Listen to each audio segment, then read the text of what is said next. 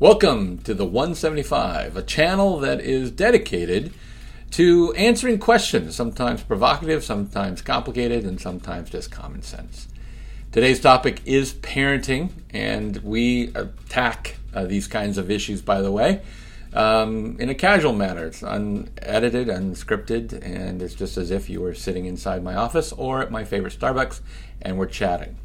You know, parenting's a tough thing. In fact, I would argue that parenting never ends. You that are parents of young children just know that you're stuck with it for a lifetime. At one particular angle, it is in fact one of the greatest privileges that God ever gives a person. On another side of it, it's one of the greatest burdens because you are so concerned about the people you deeply love. Obviously, I'm not a big fan, as most people know of me, of kid-centric parenting. I would much prefer it to be family-centric. That is, that the relationship between the spouses,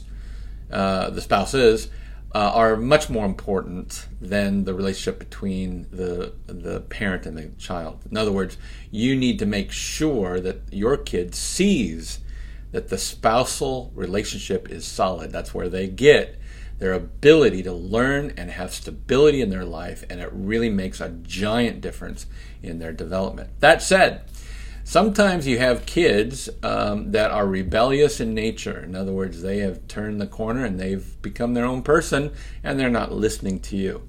Well, I would agree with Gary Ezzo when he talks about first-time obedience. So when you're the quarterback of the child, that is 0 to 10 years old, you really, really want them to be obedient. The question is, what's their motivation?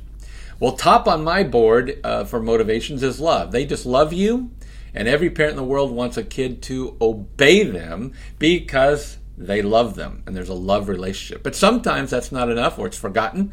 And so the next one the Bible says is okay is how to respect. They just respect the person. They get it. They may not like it, but they're going to follow it because they respect the person. Third option of attitude for obedience is duty.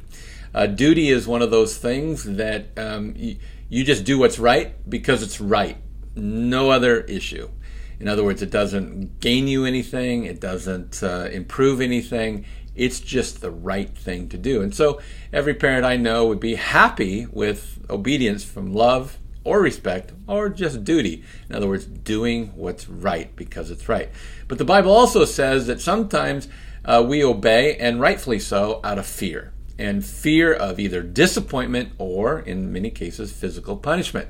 I'm not a big fan of just, disciplining out of anger and swatting people with your hand and all that stuff. But I do see a real,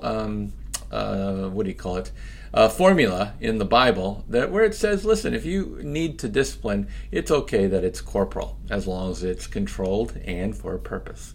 So, love, respect, duty, fear. Fear of disappointment is a big deal, and you need to make sure that your kid is not handicapped by just allowing them to do whatever they want and being a threatening, repeating parent.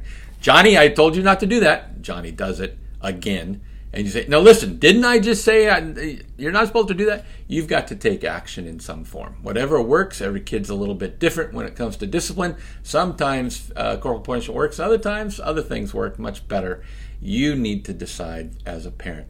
But either way, first-time obedience is a good way to go. Parents, remember, you're in it for the long haul. See you next time on the 175.